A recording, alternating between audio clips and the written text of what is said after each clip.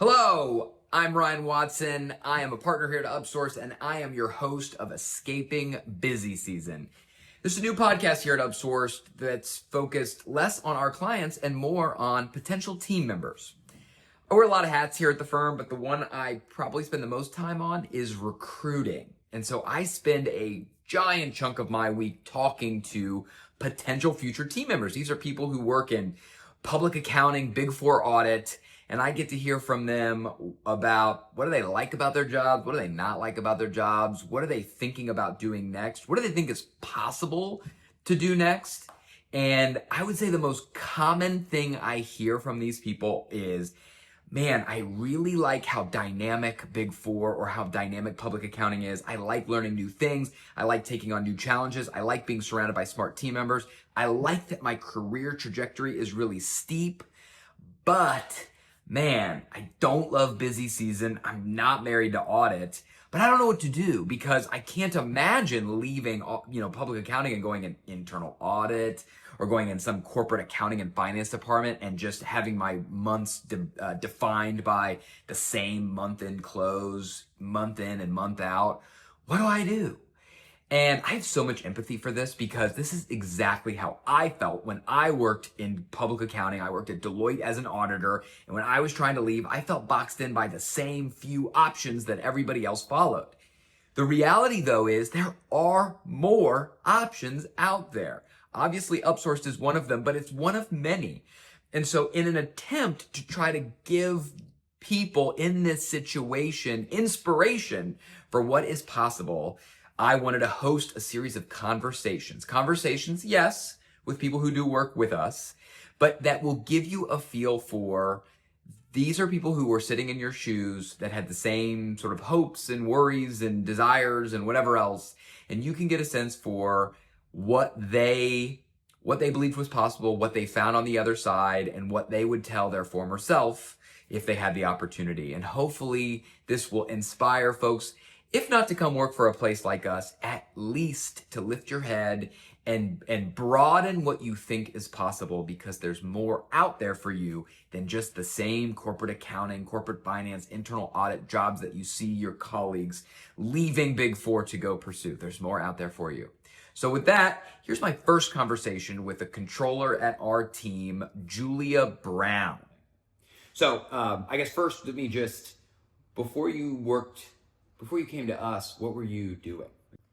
Yeah, what was your role? What were you doing? I was in audit at a smaller public accounting firm, not a Big Four. Okay. I'd done work in tax, didn't love tax, so I stayed, when I went full-time, I stayed in audit. Okay, and that's why did you choose audit then? Just because it was like, well, this is, if I'm not tax, then this is what I do, or? Yeah, I liked being more collaborative in the work versus tax by yourself. So at this role, did you have, what were hours like? Did you have a busy season? What was that? We had a busy season. It wasn't as bad as Big Four. So we worked 50, 60 hours max during busy season. We had busier times in October too with employee benefit plans. So we had that as well. But not as bad as a Big Four. Busy season.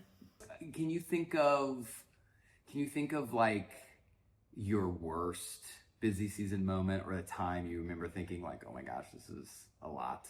Yes, there was a Saturday I was working, and because I'd been hunched over a desk for so many hours that week, I had a heating pad on my back, trying to distract myself from working on a Saturday with TV, knowing I had 3 to 4 more hours to go. And it was the first nice Saturday of the year where everyone else is out and about, and you're sitting, I lived alone in an apartment. You're sitting by yourself in an apartment, and I distinctly remember this is longingly looking out the window at the people playing, and you've got a heating pad from a work-induced injury. Yes.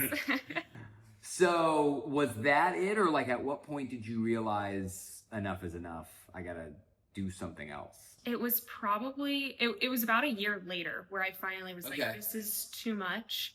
When I started dreading turning on my computer every day, I was like, your job should be fulfilling, and this is grueling, and I waste energy and lose energy at work versus getting energy from my work. So once you got to that point, was it okay, this is going to be the easiest decision I've ever made? Or were you scared to leave? Or like, how were your emotions? I can only imagine it being your first and only job at this point. That's always a tricky thing to try to leave. I was terrified. And I think a lot of people tell you when you leave public accounting, it only gets worse because you go to a mundane job that's just, it's boring. I think I thought, if I leave, it's not going to get any better. It's going to be a 40-hour work week, but I'm going to hate my job. So why leave? You were terrified of the devil you don't know versus the devil you do. Okay. Exactly. And so what kinds of things did you think about doing? Like when you were there, what did you think were your options on the other side? I honestly thought my only other option was switch to tax, which you still have busy season, or you go to corporate and you do the same journal entries, you run payroll, and you live the same life every month. And I did not want to do that. And I thought that's the only thing that existed. So were you, were you aware of like consulting or advisory? Like that wasn't on your roadmap at all? You didn't have any predispositions that it exists, what it was, nothing like that? Nothing. Would have never. And actually, I remember my first conversation with you, and I got off the phone and I was like, oh my gosh, I didn't know this existed. And I wish it had, because I would have left years earlier. Yeah.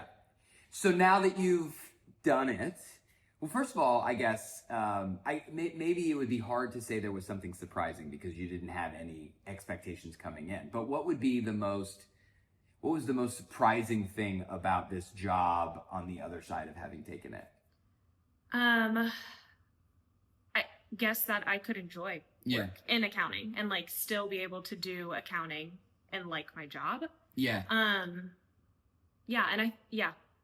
Well, so what's your job look like? Like, what are you doing now?